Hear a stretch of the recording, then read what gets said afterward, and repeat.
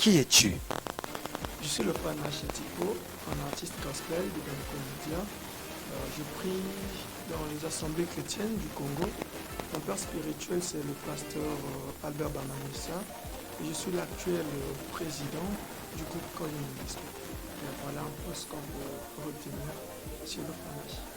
Le frère Nash, qui est donc le responsable du groupe Calling Ministry. En quelle année s'est formé le groupe Calling Ministry?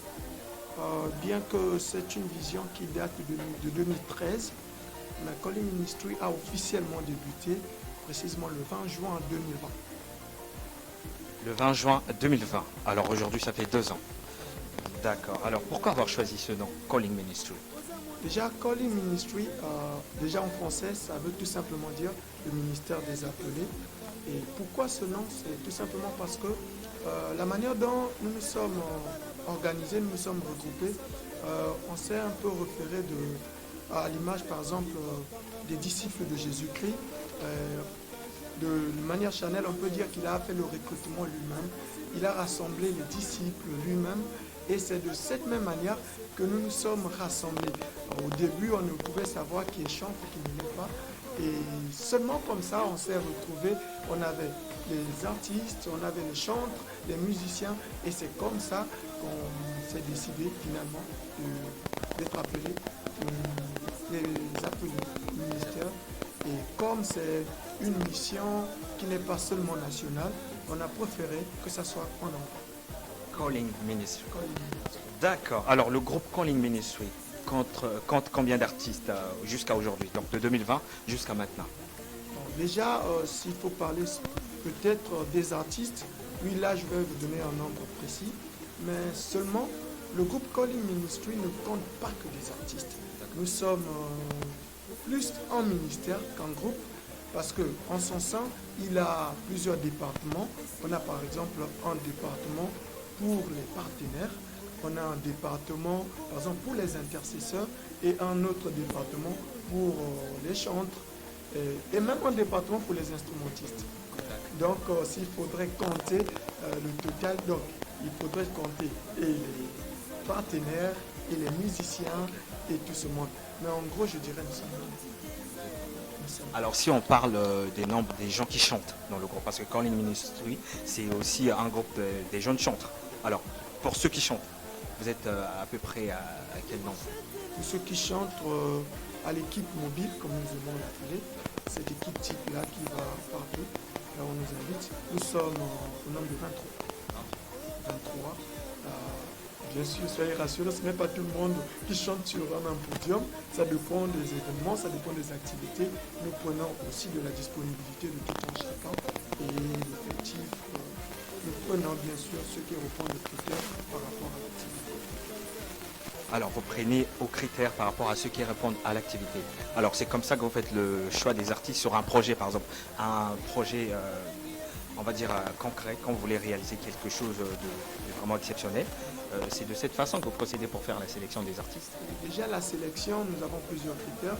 L'un des critères les plus, je dirais, les plus importants, c'est d'abord la disponibilité. Et puis, nous sommes dans un pays ou encore dans un milieu là où les artistes ne vivent pas beaucoup plus de leur musique. Du coup, tu ne peux pas imposer, par exemple, à une personne qui exerce ailleurs d'être là quand tu veux. Donc il faut prendre cela en compte, la disponibilité de tout un chacun compte.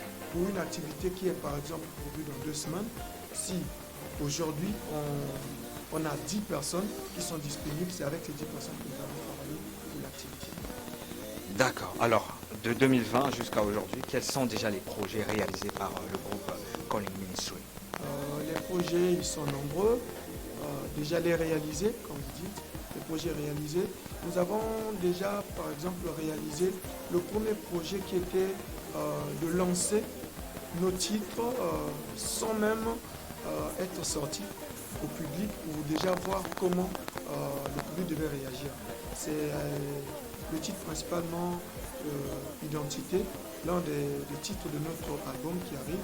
Nous avons comme ça lancé le titre, on a essayé de prester avec le titre, bien qu'il n'était pas encore sorti.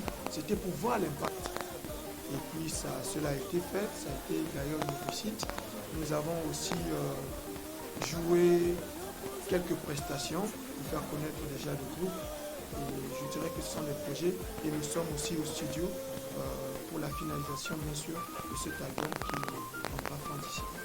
Alors là, on parle d'album et en même temps, on voudrait savoir quel est le nom ou le titre de votre album. Le titre de notre album, déjà que c'est le premier, nous l'avons intitulé Identité. Déjà, comme vous entendez, Identité, ça dit tout. Identité, c'est le titre de notre album qui compte bien sûr plusieurs titres. Alors quel est le nombre de titres de l'album? Nous avons préféré pour ce premier album mettre d'abord 8 titres.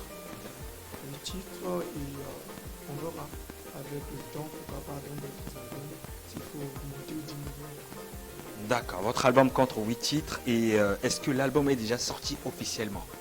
Non, l'album n'est pas encore sorti officiellement, c'est ce que je venais de dire. Nous sommes au studio, nous sommes à la fin du projet.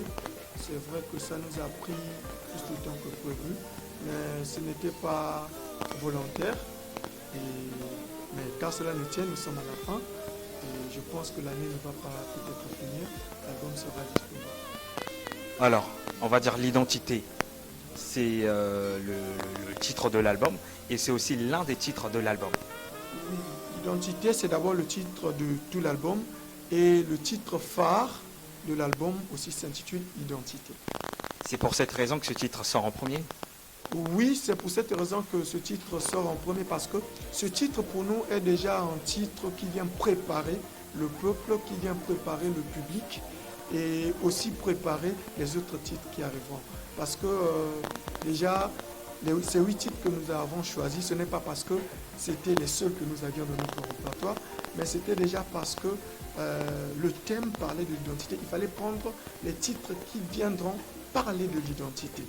Donc, ces 8 titres ont été choisis par rapport au thème et nous avons aussi suivi une chronologie, s'il faut le dire comme ça, des titres, identité, après qu'est-ce qui suit, ainsi de suite. Donc ça sort le premier parce que ça vient préparer les autres titres. D'accord, le nom de notre émission c'est Qui es-tu, hein, vous êtes présenté au début et aujourd'hui vous parlez de le nom de votre album qui est donc Identité. Ça colle un tout petit peu avec le nom de notre émission, c'est vrai que vous vous êtes présenté au départ, mais on voudrait connaître en même temps, quelle est donc votre identité? Notre identité, pas seulement la nôtre, mais de tout chrétien, je dirais plutôt aussi de tout le monde. Vous savez, quelqu'un qui n'a pas la maîtrise de son identité, c'est une personne qui ne peut évoluer dans la vie. Je prends par exemple l'exemple, nous sommes au Congo, nous avons la carte nationale d'identité. Vous voyez que lorsque vous n'avez pas cette carte, déjà, il est difficile qu'on vous reconnaisse en tant que Congolais. Il est même très difficile qu'on vous engage quelque part. Donc, je dirais que quelqu'un qui n'a pas la maîtrise de son identité, c'est quelqu'un d'abord qui ne peut pas évoluer. Après, c'est quelqu'un qui ne peut pas faire grand-chose dans sa vie. D'accord, merci beaucoup. Alors aujourd'hui, vous faites du gospel. Alors, on voulait savoir en tant que chrétien, quelle est donc la place de l'évangile dans votre musique? Nous particulièrement, en tant que Calling Ministry, l'évangile occupe la première place. Déjà, notre vision, c'est l'évangélisation profonde. Voilà pourquoi nous n'aimons pas souvent dire que nous sommes un groupe de musique. Généralement, nous disons nous sommes un ministère. C'est-à-dire qu'on peut enlever la musique, Calling Ministry continuera à faire sa mission. Et notre objectif, c'est d'abord l'évangélisation.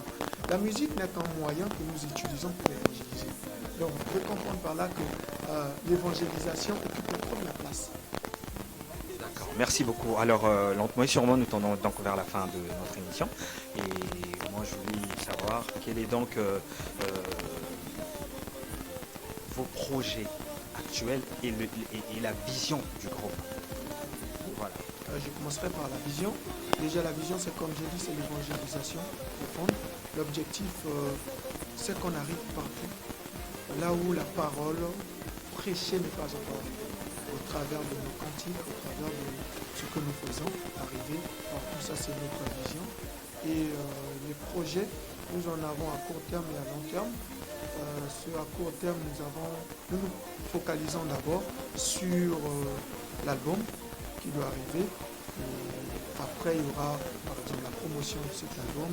Il faudrait se déplacer pour que cet album arrive partout comme nous le voulons.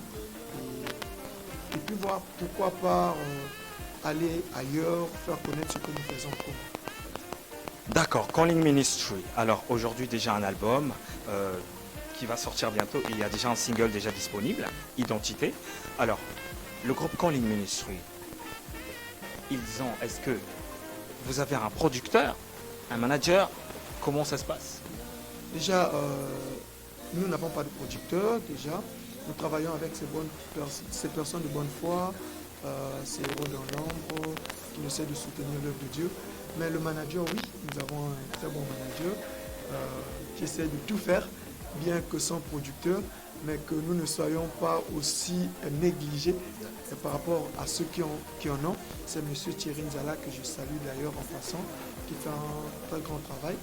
Et nous travaillons seuls, avec notre manager et nos partenaires. Merci beaucoup d'avoir répondu à notre invitation et donc je vais vous donner la possibilité de dire votre dernier mot avant qu'on se dise au revoir. Notre dernier mot, c'est déjà de dire merci à la maison d'Inco Média. Vous savez, dans la vie, il y a des gens comme ça que Dieu met à votre disposition et pour vous faire revenir. Et ces personnes-là, pour nous, c'est Benco Média, c'est notre manager et ces personnes-là qui sont là pour nous soutenir, pas seulement peut-être financièrement, mais dans leur prière.